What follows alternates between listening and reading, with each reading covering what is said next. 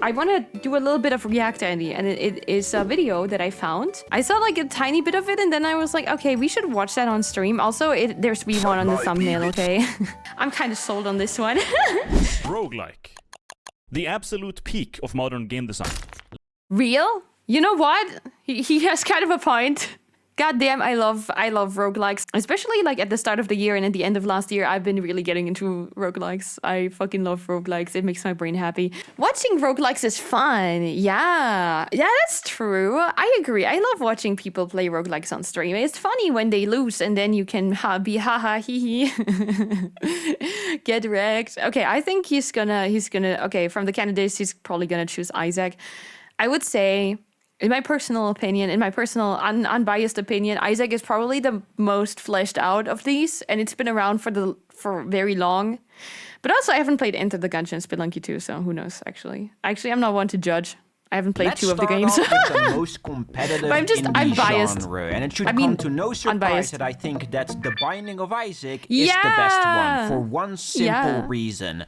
Amount of content. That Honestly, is true. I don't know what Edmund was huffing while making this game, but every aspect of it, every corner is jam-packed with stuff and goodies. I mean, 34 characters, 22 endings, It's crazy. 102 bosses. I have spent, I think, 170 hours or something in this game, and I have seen what feels like 20% of the entire game. There's so many bosses I haven't seen. There's areas that I haven't unlocked. There's so many characters that I haven't unlocked. It's absolutely crazy how much content there is in Isaac. You know, when people say you have to spend 1,000 hours to complete the game, it's true. It actually takes that long or longer. There is so much fucking content. 719 items, bruh. Like, come on, and hundreds of those items combined with each other to create combos that can kick some serious ass. Oh, some it's of these items, not combos bosses, just okay. kind of kill you, though, without you being able to do anything about it. But that's part of the fun, seeing what combos work and what combos don't. I've started playing... Yeah, just the amount of items that you can combine with each other is crazy. And the unique interactions that they have, and there's over 700 items. It's just absolutely insane how much content there is. It's absolutely crazy. Isaac around 2012. Yes, I was one of those poor suckers that started with the Flash version. Same, so actually, I am me too. definitely biased. I started but with I've this also one. played quite a few roguelikes over the years, and I still think that this is the strongest and most fleshed out one. 685 hours, by the way. Holy. Ooh, you rookie numbers, Warframe player. Okay, Warframe players are built different. I know y'all are like crazy gamers. You spend like 2,000 hours on Call of Duty. I don't know, but this is a lot of time. Come on, this is so much time. I have 15k hours in RuneScape. Exactly. You guys are just different.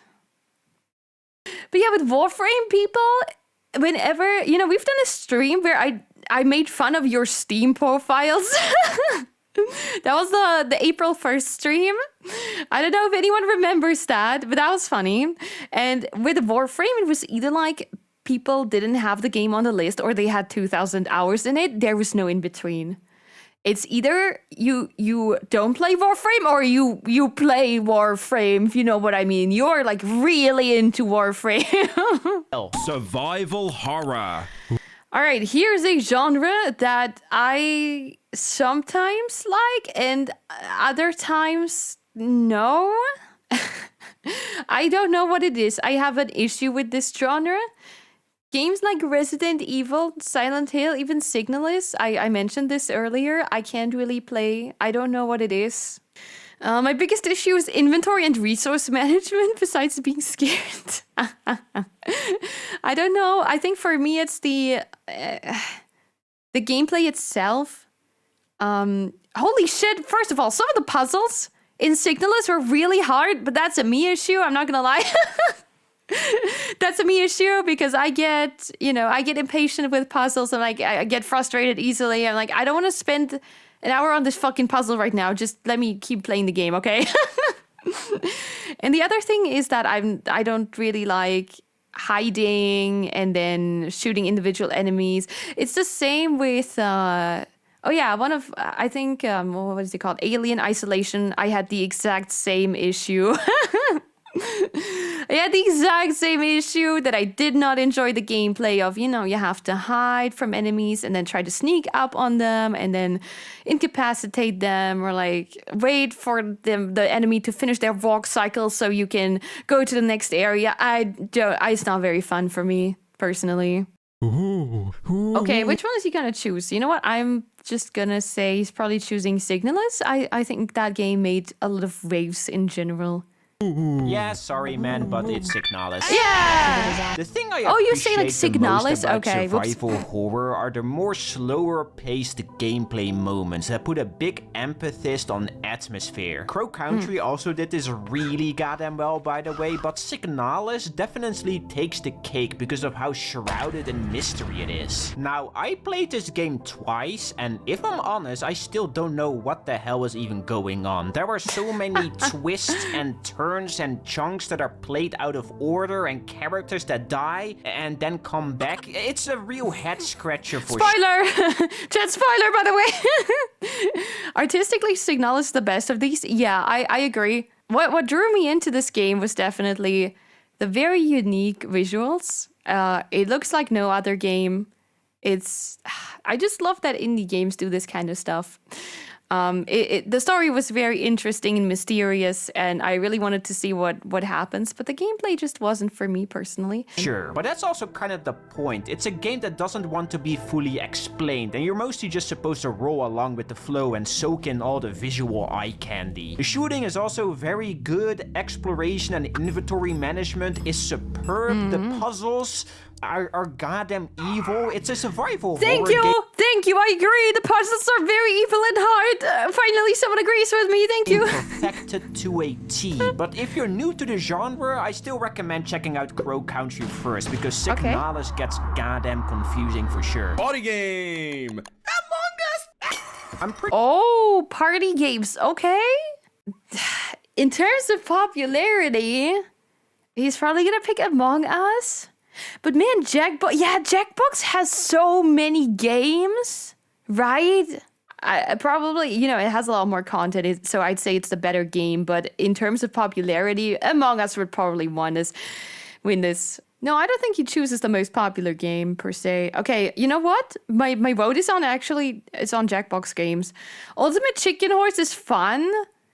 But it's a one-trick pony. It's kind of the same with Stick Fight. It's fun for a bit, and then you've seen everything that the game can do, and yeah, it's really fun to play with friends though.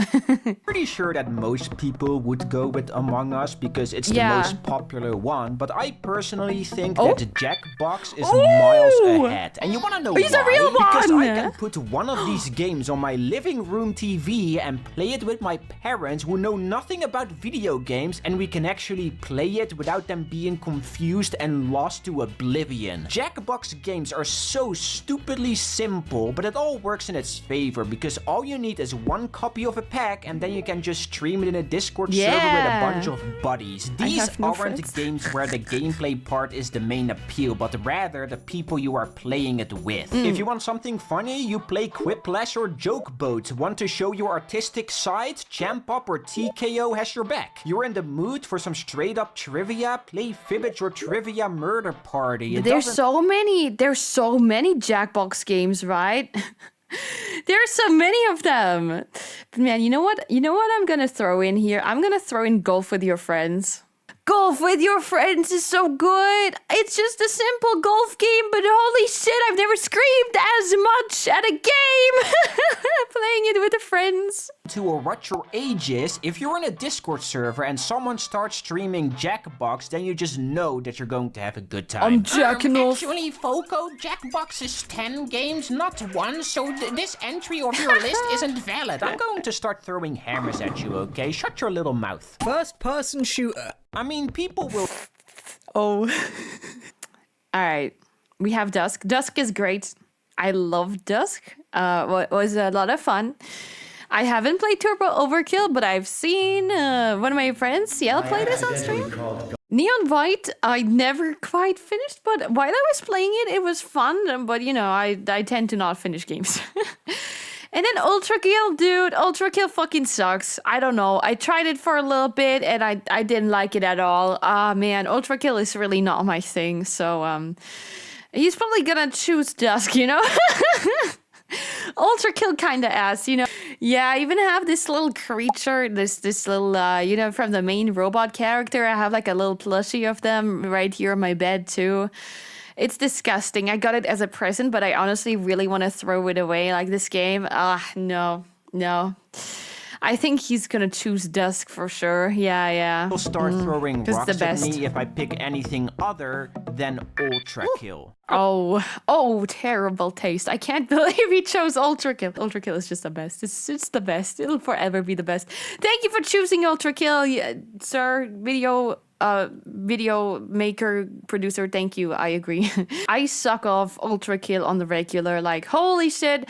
If I'm sucking anyone's dick, it's like Ultra Kill. Jesus Christ, I love this game. I don't know. I've never played an FPS that was able to combine its weapons and abilities so well. That it can make you do so many ridiculous things that is super duper easy to get into. I love this game very much. It's honest. It is my favorite game. It's just great. Ultra Kill's design is really excellent, and I like how the weapons work a lot. Right? It's so unique. I've never seen this with another shooter that they interact with each other so well.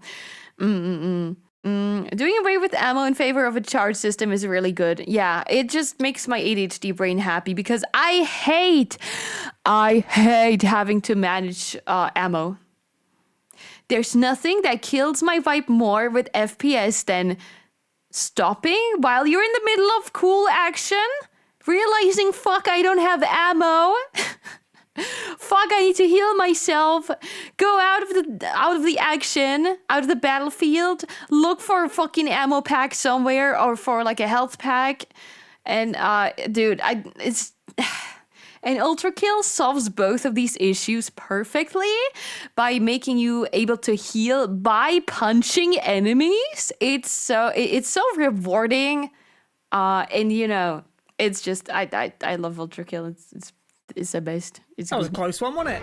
This is definitely the most bombastic game in this list because you don't just casually play Ultra Kill on a calm and cool Saturday night. Because this title takes over your body and starts summoning Yes, demons to exactly. your realm for the funny. It's a chaotic-ass game with bullets, blood, and body chunks flying all over the place. It is nuts, man. You are dodging and weaving through all of it, trying to survive while at the same time looking like a badass by chain-killing monsters and slurping up their blood, trying to go for that silky smooth Ultra Kill grade in the style meter. That's like the name of the game, no way! Sometimes it is a little much though, but every mechanic of it plays into that murder robot fantasy, and the different weapons the game chucks at you are all awesome in their own way. I mean, rocket surfing? Come on now. There is even a part where it parodies The Witness. Yeah. Yeah, this game makes me so mad, man. You have no idea. Metroidvania. Okay. To end this real quick. Dude, Ultra Kill has so many like little jokes and extra shit built into it too. It's not just the main game. It's so many extra things like cyber grind, which you can put hours into this shit, and even the little extra joke levels, they are so fun. Everything about it is so fun, and there's so much love put into it. This game makes me so mad, man. You have no idea. Metroidvania. Okay. What? Ooh, Animal Well. Oh my god, it's been ages since I've heard of that one. Oh my god. Okay. He has to choose Hollow Knight, right? Come on. All right. So this is another genre that I kind of don't like. It's not like I hate it, but it's something I can't really connect to this genre. Wait, what is the difference between Metroidvania and like 2D platformers? I don't know. I'm kind of clueless. Metroidvania needs you to go through various corridors multiple times to complete a map. Okay, I understand. I get it. Yeah, I haven't really played any of these except for Hollow Knight, and I never finished Hollow Knight. I kind of lost interest in it. So maybe these may not be for me. Oh yeah, Blasphemous I've played as well, but never finished. Because I guess I didn't vibe with the whole 2D platformer thing too much. But it was great while I played it, but never really had the motivation to finish it. It had some really cool fights and stuff. It was a really unique experience. Which one do you think is going to win? Hollow Knight. Yeah. Wow, what a surprise. I mean, that's what can I say that hasn't surprise. already been said? Hollow Knight is really, really good. It's a game that feels like it doesn't want to end. It is so big. There are so many excuse regions me. with their own unique. There are so many regions with their own unique traps, enemies and bosses, shortcuts to unlock, abilities to obtain, hidden secret areas to find that want to test your skills. Zote.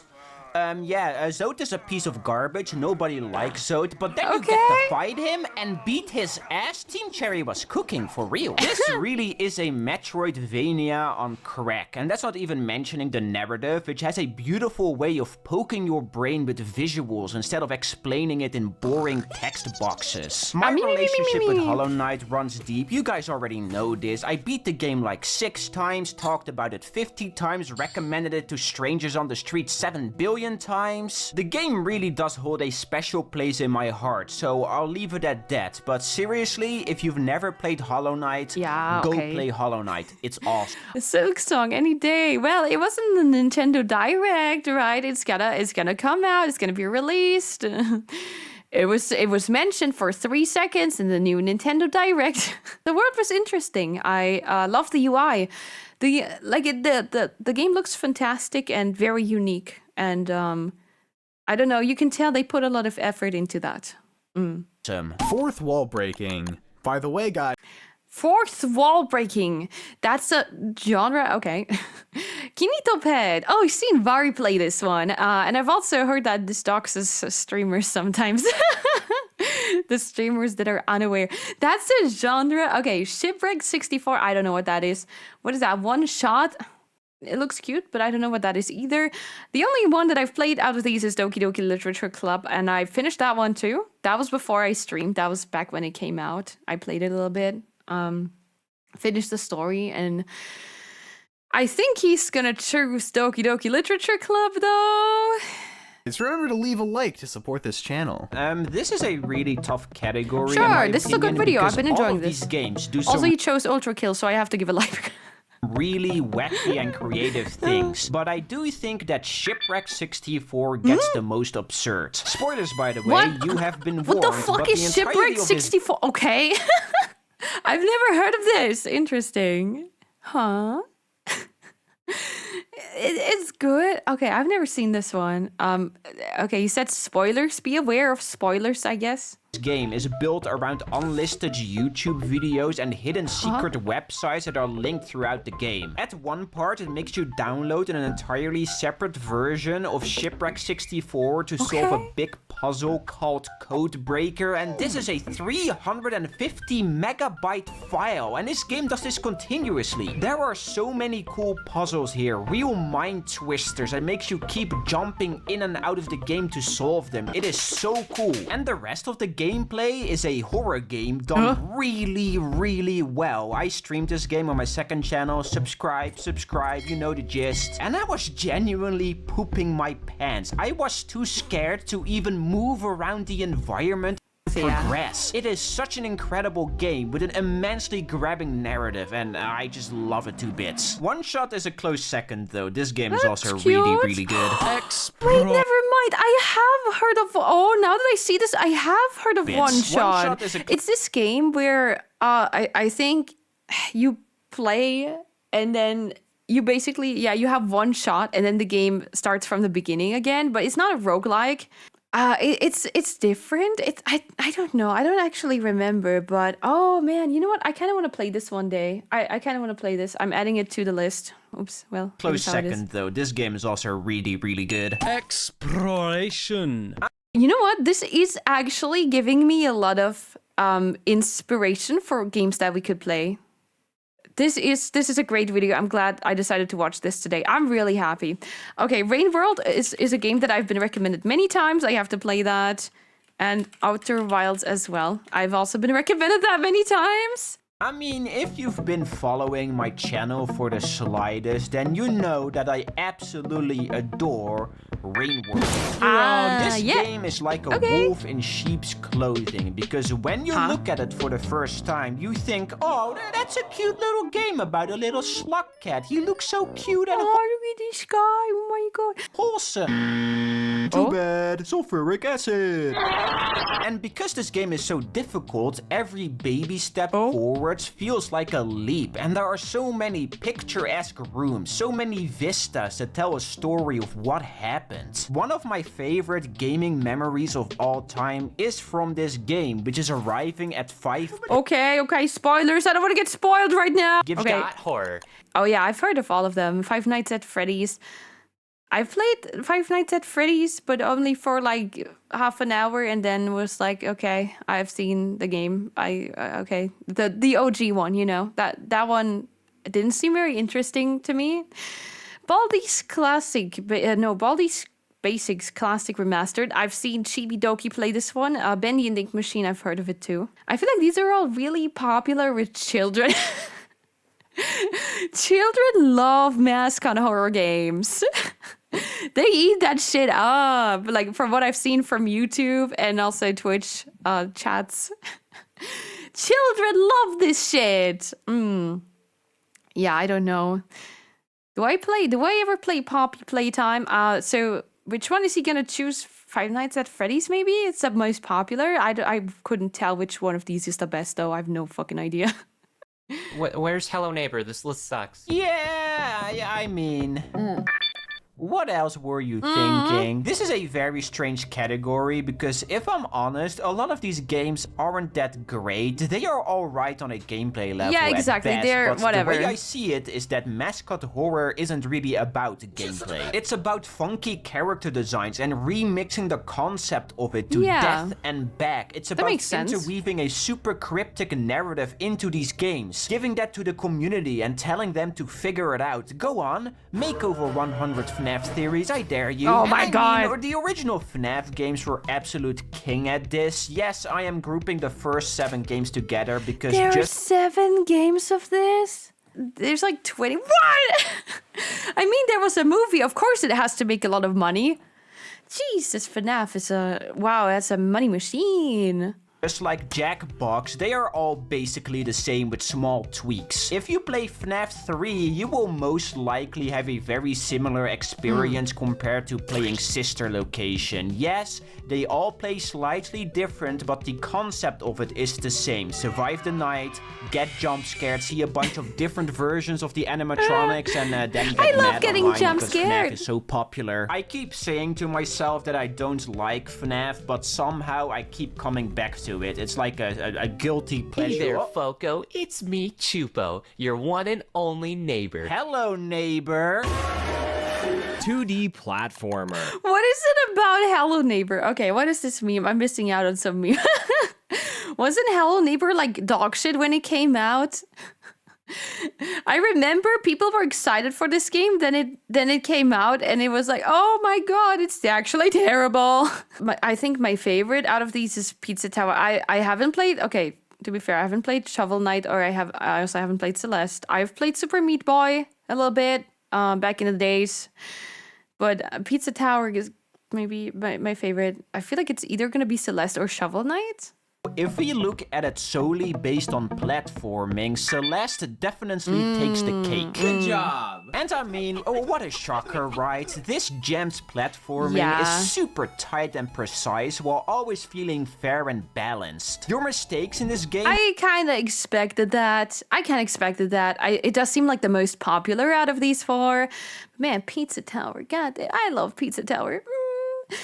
always feel like they fall on you and only you, which is really hard to perfect, may I add. I've played this game for I heard about this 50 game is or so hard. hours, and I've never had a single moment where I got mad at the game. I got mad at myself for sure. The final levels are tough as nails, but beating them does feel really rewarding. It's a super simple game on the surface. You have a jump, a dash, and a wall climb. That's it, but they built around that with all sorts of gadgets and gizmos, and they get really creative with it. They got this feather that is just peak, bumpers, rhythm blocks, dash crystal, space block. I mean, space block is awesome, man. All my homies love space block. And then they combine everything together for a big final hurrah. Okay, spoilers. Ooh, okay, turn-based RPG. What do we have here? Based RPG. You know what? I'm Oh, it's Undertale, isn't it? Yeah, okay. Yeah, it's Undertale, of course.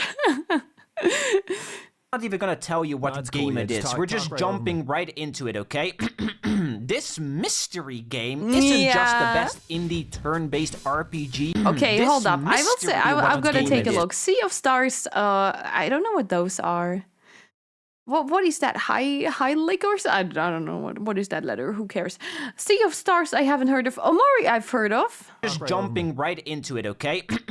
This mystery game isn't just the best indie turn-based RPG, it is one of the best RPGs in general, even though it kind of looks like crap at times, like certain aspects of it look rough to say the least, but there is so much personality and characterization here that is oozing through every zone with funny jokes hanging around each corner, lovable funky monsters to meet and interact with who will make the journey you go on fill you with so much determination to do the right thing. Now, you don't have to do the right thing. If you want, you can go on a murder spree like the soulless husk you are. But that's part of the beauty of it. It lets you loose to find the ending you want to find, the characters you want to interact with, and whose bonds you want to deepen. And this element of the game also perfectly carries over into the combat, which is just so good, man. You gotta love it. And the music.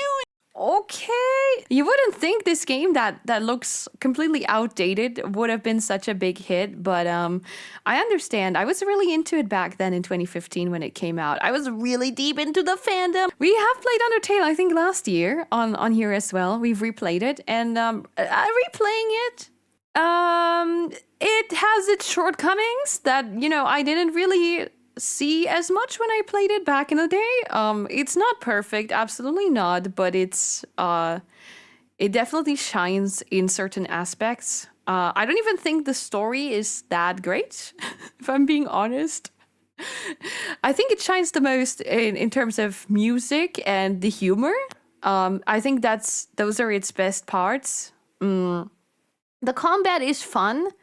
The fights get repetitive, though. There's a lot of repeat encounters and a lot of sections that are stretched out a little bit too much. I think I held it to a higher standard when I played it back then, but I still love it very much. Oh God, put on a bulletproof vest. Yeah. In terms of themes, yes, the story is good, but the pacing threw me off a little bit. The combat is new and fun, and Toby Fox makes it very silly in a lot of different ways. Every character has a different style of fighting them, which is cool and interesting. But there's just it has the unfortunate JRPG turn-based RPG issues of having a little bit too much repeat stuff in there. This is something that I love that Everhood just does better in. I still love the game though. It's very dear to my heart. I love the characters and how silly and goofy it is and how fun. It is very fun to play. And it just shows how much love you can put into something that looks that simple and how looks really don't matter. Like high fidelity graphics don't actually matter in the end. AAA games, take notes. Stylism matters more than fidelity. Yeah, this is something that I always preach. All right, let's keep going.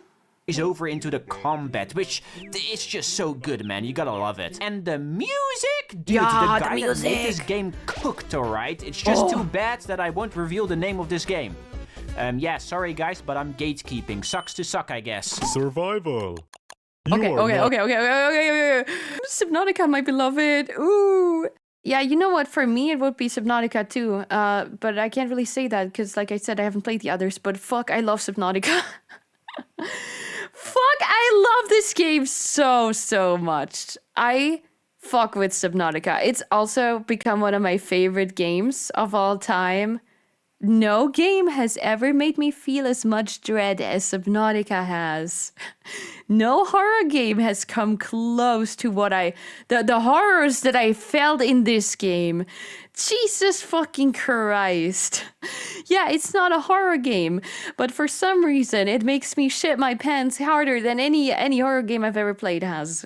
No, none could even come close. Maybe I just don't like fish. Maybe I'm scared of fish. The first Leviathan that you meet in this game, oh, I remember that. Or the first time you accidentally venture into the void.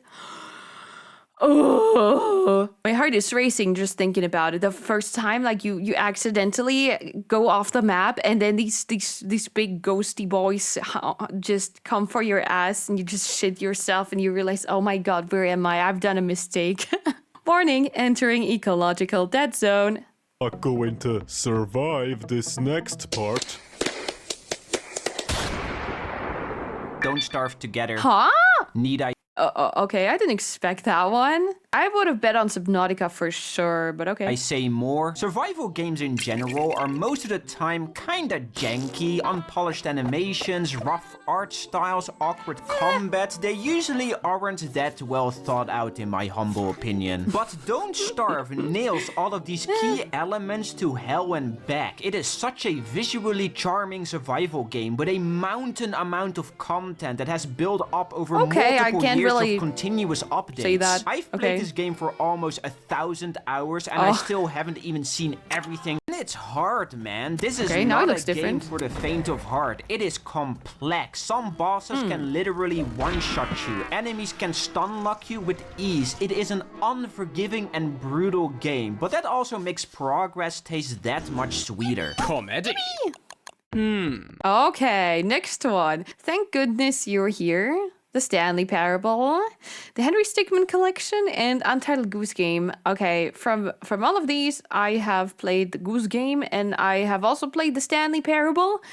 Yeah, I don't know, let's see. Game. Oh, okay. Yeah, that was to be expected. Where he go? I should start off by saying that comedy, yeah, it's really subjective, and all four of these titles are wildly different when it comes to their jokes and sense of humor. But the reason why I think that the Stanley Parable is ahead of the others is because it literally is ahead of you when you're playing it. This is a game that wants to mess with your mind. It twists your expectations every second it gets the chance, and there are so many gags here, so many clever jokes that genuinely make you chuckle. The Stanley Parable is basically a oh my god, they put like a Steam review on it. Okay, that is very funny. Make you chuckle. Parable is basically a flow chart, and depending what way you flow down on that chart, you get different endings with their own joke/narrative. Not all of them are winners, but it's impressive how many of them hit the nail on the head just right. You have the Stanley Parable 2 gag with the infinite hole, the jump circle, adventure line, memory zone, the fig leaves, the bucket, the insanity ending. It is all hilarious. And yes, there are multiple different versions of this game, and while Ultra Deluxe has the most amount of content, you will still get a good laugh by even playing the demo, or hell, the Half-Life 2 mod that started it all, which is now really easy to download through the Steam Workshop thanks to the Half-Life 2 20th anniversary. It's a funny game.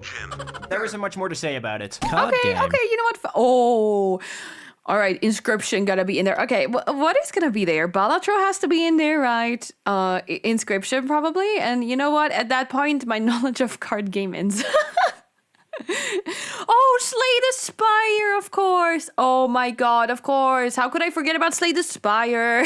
Balatro is probably the most popular. You know, probably. But Slay the Spire is also pretty popular. Inscription is a little bit more niche. Wild Frost, I don't know. Okay, you know what? He's either gonna choose Balatro or Slay the Spire. I love gambling. I mean, if we're talking card game, you really can't get more card game. I think I've gotten the most fun out of Slay the Spire for me personally as well. To be fair, I haven't finished Inscription yet. And for me, it's gotta be Slay the Spire. Than the card game Balatro. Yeah. Card game. This is a goddamn evil one, man, because once you start playing Balatro, hundreds of hours of your life will just disappear with a flick of your finger. This is an addicting as hell game, which is really funny because it is stupidly simple. All that Balatro really is a simple poker game combined within a roguelike. There is no multi-layered story or strange gimmick attached to it that is used as a pace breaker. It is a basic concept perfected to oblivion. Just pure good game. The whole of Balatro is built upon upgrading your this is a very fair pick. Yeah. deck slowly throughout a run with dozens of modifiers like jokers, card additions, seals, enhancements, tarot cards, spectral cards, and much more. And some of these modifiers can work together to create some absolutely evil combos. It is complete. I've only done one stream of it, but I think I played like 7 or 8 hours and time just went by like nothing. I get it. This thing sucks your time off like no one ever has done before. Jesus. It sucks it out of your body. Like, oh, you've played Balatro for the past 5 hours. You thought it was only 1 hour. It felt like 1 hour. Oh no. Here you go. You wasted half of your day. Built around the idea of my brain be happy when number go up. Yeah. And that number goes up high. I man. love like, when number really, go up. Really high. I'm talking cookie clicker levels high, okay? And it will put you into an hypnosis, which is amplified from the clicky sound effects, the subtle screen shake, the spiraling background, which is accompanied with woozy music that is only 4 minutes long, but somehow doesn't get tiresome. Among Us? Isaac? Come on now, that's how you know that this is a good game. Idler. Idler? Okay, actually no idea what this is supposed to be. Yes, I know. I see now. Okay. That cookie clicker is the most recognizable one by far, but I think Rusty's Retirement captures the essence of an idle game the best. This is a genre built around the idea of not playing the game. I might have 660 hours in cookie clicker. Jesus Christ, please cleanse my sin. No! Jesus Christ. These games only exist to suck out your lifetime. Okay, you know what? I just said that Balatro sucks out your lifetime. To be played while you're on the train or in a meeting. Checks out. It gives you the stimmies while you try to get through some really terrible work that you really don't want to do. Okay, well, I see. But only 25 or so of those hours is me actively playing the game. The same goes for Rusty's Retirement, but this title has a funky trick up its sleeve. It sits at the bottom of your screen while you are doing other stuff. Oh my god, you can play Rusty's Retirement and Isaac at the same time! Yeah!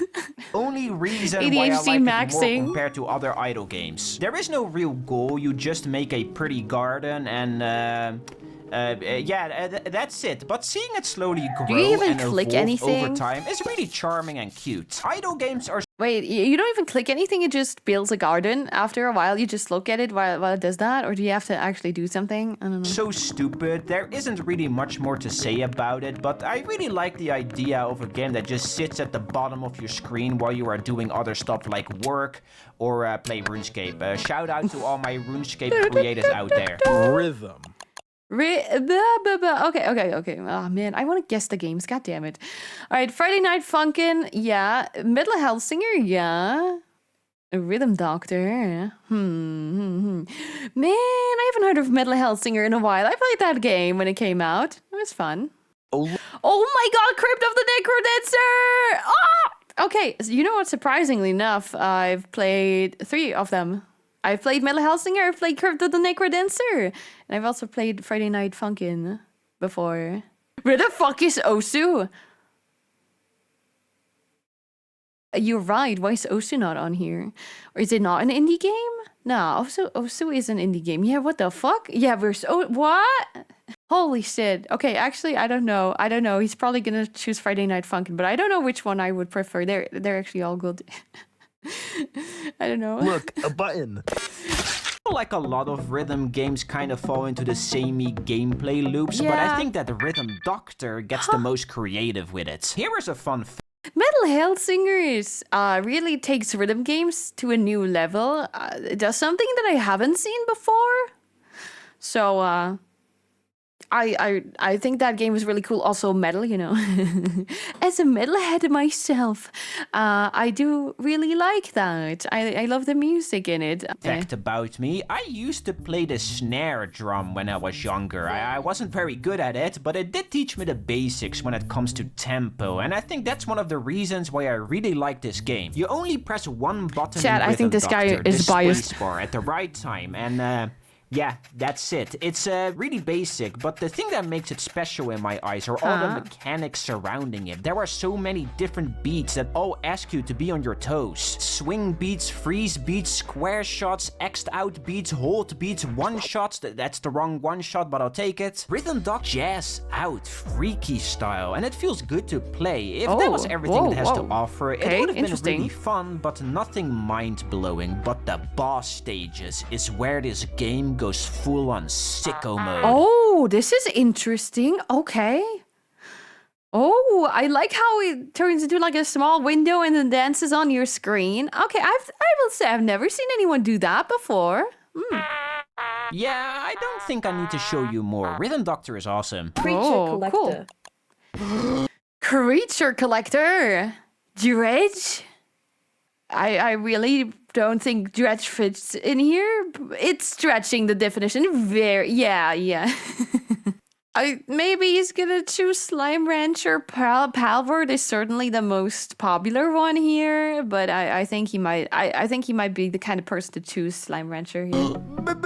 Books next. Okay, you know what? Okay, my bad. What is this? Easy as dub. Let's Okay, that's just me being clueless though. I'm not gonna lie. What is this? be real for a second. My favorite part about this game are all the silly Bugsnax creatures. I love every single one of them to bits, man. my god, it's a silly carrot. Okay. Pinkle Guys, What the? Cheese, Pooh, Flutterjam, Kwookie. His name is literally Kwookie. Kwookie, Weenie Worm, Daddy Cake Legs, and of Weenie course my Worm. one and only son, Bunger. Bunger knows what's up. Best Okay, you know what? This seems spaced. I'm gonna take it back. This looks spaced. All right, you got me there. You got me. This looks very silly. I like it. While a lot of creature collector games are usually focused on what to do with your creatures after you collected them, Bugsnax is all about how to catch them and figuring out their weaknesses so you can feed them to Muppets and turn them into abominations. There is no battle system or animal farm where you can breed more Bugsnax. You just collect them while bringing lost characters back together so you can see them all die in a horrific way. If you know, you know, that's all I'm gonna say. And you know what? I have zero shame, man. I am walking around Sydney with that Bugsnax swag on. Hashtag Bunger is my president. Chad, do we have to play Bugsnax? If you know, you know. Do we have to play Bugsnax on stream? This looks kind of silly. This looks very silly. Let me write it down. I'm gonna put it on the list. Okay, 3D platformer. The only one that I've heard of is Ahead in Time, but none of the other ones. Pseudo Regalia. That looks cool. Okay, I just like that thumbnail. Big Badge Tackle Box. Corn Kid 64. What is this? These games make me go, oh. This was by far the hardest genre to pick a favorite from by far because I love 3D platformers in general, but I decided to go with Corn Kid 64.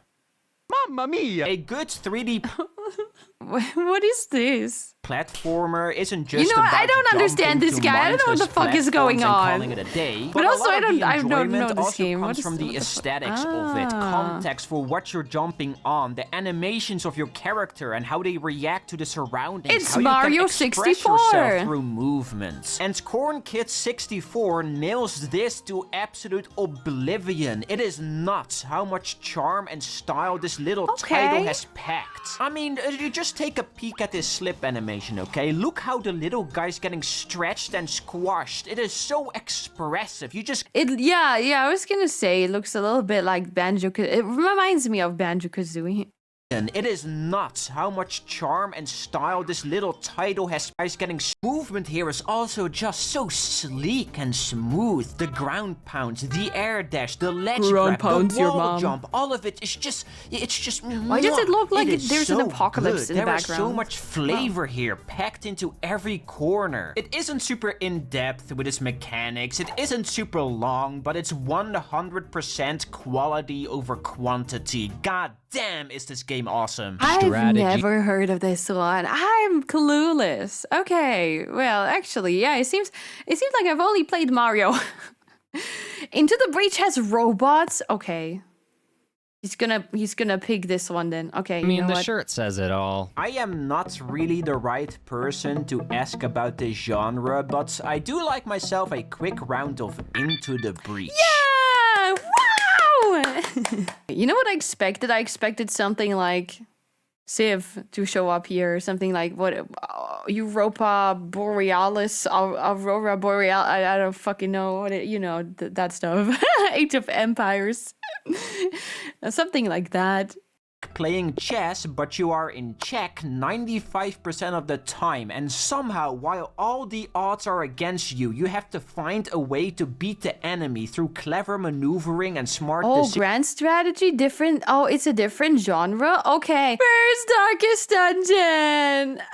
Where's Darkest Dungeon on here? I haven't seen it yet. I'm disappointed. Let me. You know what? I'm looking this up. What does Google say? Darkest Dungeon. I've heard people define it as a roguelike. Wait, okay, Darkest Dungeon is a roguelike role-playing video game developed and published by Red Hook Studios. I don't know any of these Seriously, games. Skip! and so bug into the water, wash them away, and that's only scratching the surface of. Into the Breach made me like strategy games. So, okay, I see now. This is like Fire Emblem. Okay. People are gonna crucify me for saying this right now, but I think I now understand what they mean by strategy games. That's how you know that this is a good game. Casual/cozy. Stardew! Okay, Little Gator game, I haven't seen. Spiritfarer, I haven't played it myself. Unpacking, I've also seen people play that, and Stardew Valley, I've played a bunch of myself. Man, I think he's gonna choose Stardew Valley. I mean, you can't really get more cozy than the Yeah, literal epiphany yeah. of cozy. In Stardew Valley, you go fish, and your average American lifestyle. If I'm honest, this is a very alrightish game, but the improved it a aspect that ton. it really excels at, that being a very, very low stakes and soothing farming simulator, is what makes it really special. This is a game that you very much play at your own pace, and honestly, there isn't much more to say about it. I played this title for about like Animal 100 Crossing. hours across Steam and Switch, and it is a lot of fun, but it is very basic fun, aka make farm, harvest crops, waiting from What the do store. you mean? Listen, there's some... Okay, listen. Yeah, I was gonna say there's more to do than just farming. It's not a farm simulator. It's a farm sim. Yeah, but I'm saying there's a lot more to it. You can even date. It's a dating simulator. It's also a dungeon crawler and a dating simulator. It's so much more. And you fight against capitalism. Man, you know what? I've spent a lot of time playing these kind of games, even though I never played these games on stream. But I've actually spent copious amounts of time with Animal Crossing. Gah. For a minute or so because it isn't open yet, stuff like that. But this is like the only game I know where you rummage through trash cans. So it has that going for itself, I guess. Yum. Puzzle. I do not touch this genre. I don't think I ever will. Even people have been telling me to play Baba Is You many times, but no, I'm not playing a puzzle game. No. I struggled enough with fucking Helltaker, and that game isn't even hard. Yeah, well, I don't know which ones he's gonna choose. I have no idea, but Baba Is You, I think, is probably the most unique out of these from what I've heard. Okay, there's a difference between playing puzzle games on your off time or playing them on stream, because you have like a bunch of people, they're all observing your every move that you do, and they're making fun of you. When you fuck up one thing, they're immediately making fun of you. They're laughing at you. Ha ha, you didn't get this, Lamau. And then you're sitting there like, I have to figure this out. Ah! Oh, no. Baba Is You. Yeah, okay, expected that one. Pushing game where the creator of it decided to do 10 It's lines a Finnish game, so of course it's unique. Finish, Dev. of illegal substance before going into work every day. I've played a handful of puzzle games, both good and bad. Definitely bad, but none of them have ever. Wait, Hello Neighbor is now a puzzle. What is Hello Neighbor? What isn't Hello Neighbor? What? Okay, I'm confused. Me as much as Baba is you. The witness was kind of close, but that game also annoyed the living hell out of me. But Baba is you's puzzles are so meticulously made that every single one of them will stomp you in some way, shape, or form. And once you beat one, you will just do the funny Willem Dafoe facepalm gif. Every puzzle in this game makes you feel like the answer was always crystal clear and super obvious. The premise of it is super simple. You have words laying around the play area that create sentences, which will create game rules. A really simple example would be Baba is you, making you play as Baba, but you can swap out Baba for Keke, making you play as Keke, or even Flag, or Key, or Rock, and it builds on top of this simple premise, and it goes absolutely bonkers with it. But yeah, that is it. 20 game genres. Here is a quick summary of every type. This video was very well made, like just editing wise. I will put this into my editing inspiration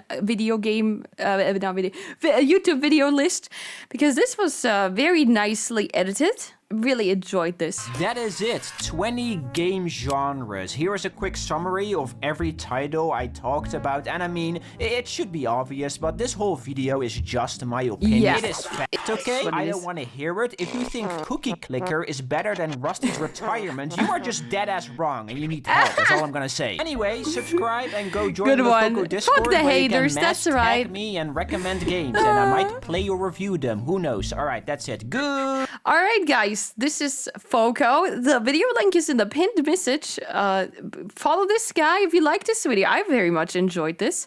And yeah, I'm gonna take some inspiration from the editing style.